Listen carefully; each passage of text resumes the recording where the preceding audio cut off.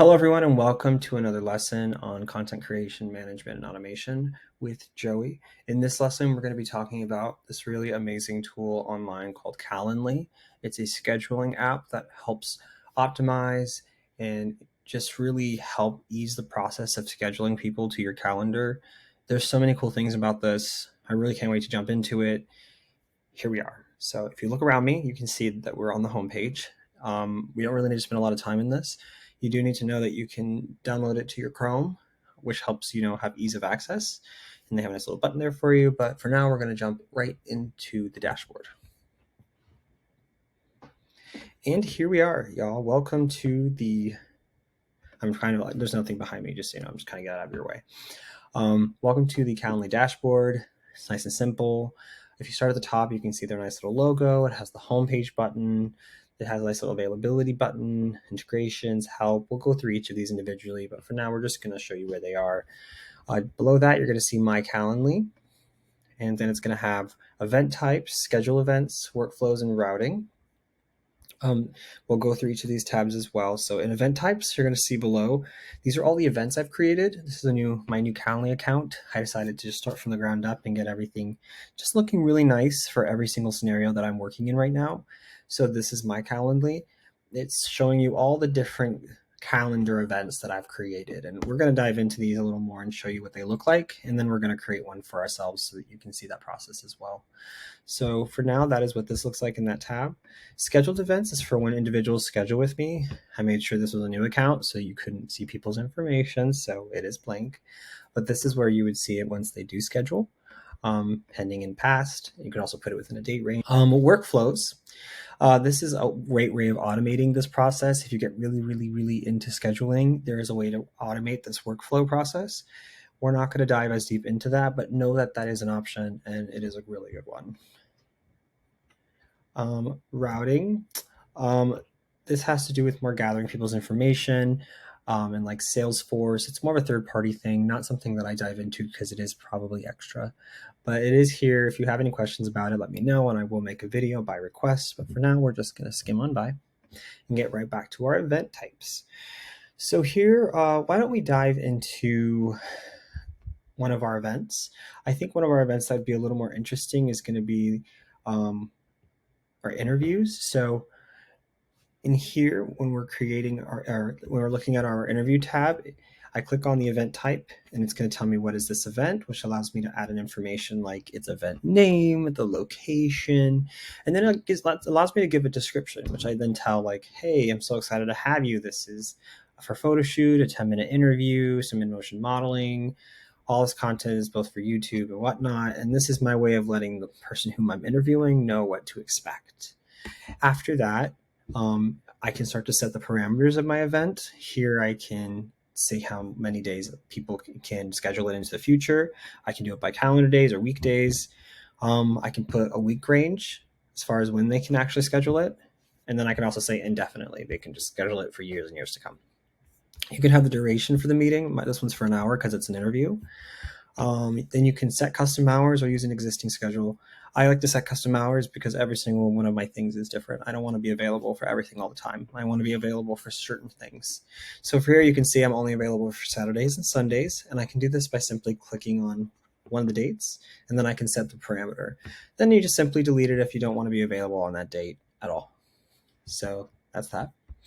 Below here, you can want to add a time before or time after. This allows to give you buffers between meetings. That way you're not running one meeting into the other. Maybe you want some time to prepare for a meeting before and after. This allows there to be time for that, and there's never just like back-to-back meetings.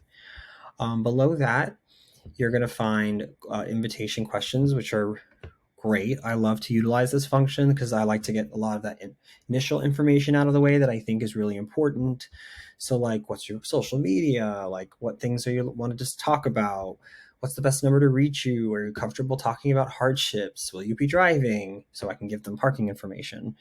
Are you comfortable being interviewed? Are you okay with signing a model release form? Like, these are all really important questions that I would love to tell them beforehand so that they don't have to worry about the process when they get there. That way they already know this is very well thought out. This is very well prepared for. And honestly, I spent a lot of time doing this, so I do hope they appreciate it. So that is what this is. there's that workflows that I told you about. This allows you to automate things such as text messages and emails as it goes through. I do believe it's for an upgrade, so I'm not trying that for now, but it's amazing that they're adding this. Notifications is just like the calendar invites. It's the notification to their email. You can personalize it if you'd like, right here below, which is something I should probably do. I'll probably spend some time going through this and personalizing all these emails and messages. I just forgot, so I'm going to add that to my to-do list. In fact, I would just go here. Look how easy this is. And then I'm going to go to my courses.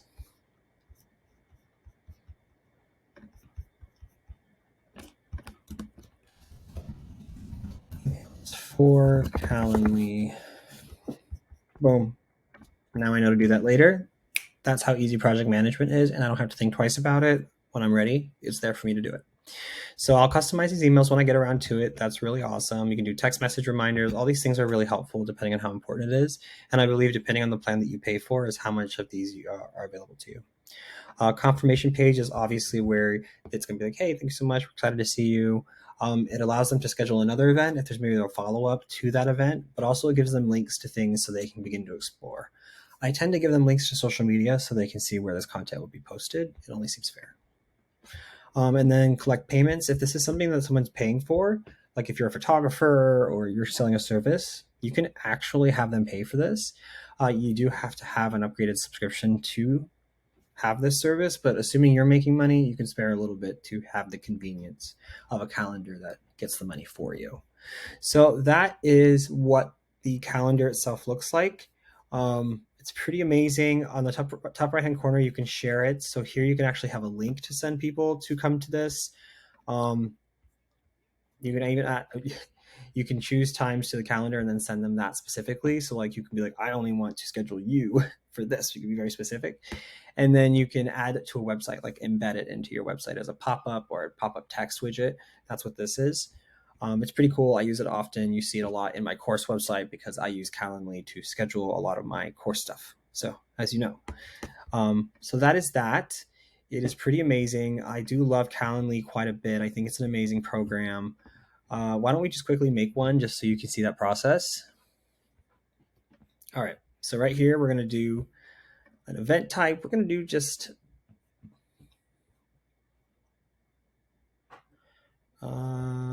no. Yeah, why don't we do like a one-on-one meeting, test meeting. We're going to do it on Zoom. I can add Zoom as long as it gets connected. Here's my test text. Here's the color, which is cayenne. Cool. People can schedule this indefinitely, forever. All I want to do is ever meet you guys ever all the time. I'm not going to use a custom schedule. I'm going to use my set hours. These look pretty good to me. I want to keep my nighttime apparently. I want a buffer so I can like survive between all these meetings with you wonderful people.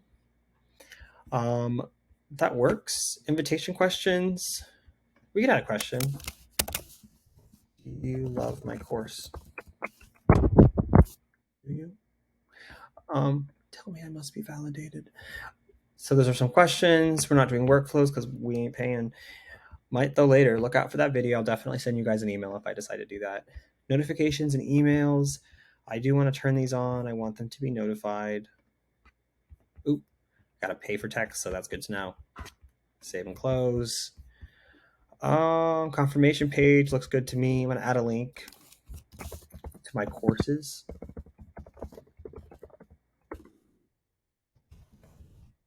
Oops. All right. There it is. And then we aren't collecting payments because this is a free event, and we did it. There it is. We just created an event just like that. It did not take us long at all. It's very straight to the point. As long as you know what the functionality is and you know what you want to put in, this shouldn't take you very long. And it's an amazing tool to take advantage of. So I hope this helps. Thank you so much for taking these lessons. I hope you're having fun, and I look forward to hearing from you soon. Goodbye.